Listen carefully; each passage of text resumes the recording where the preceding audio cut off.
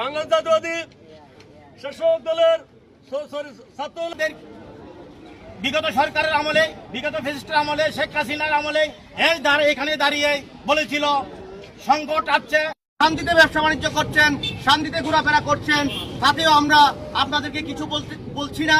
যদি আপনারা সেটাকে দুর্বলতা ভেবে আপনারা আজকের এই বিক্ষোভ মিছিল, আমি এই বিক্ষোভ মিছিল থেকে একটি কথাই বলতে চাই, এই বাগাইছড়ির মাটি শান্ত আছে, শান্ত থাকবে।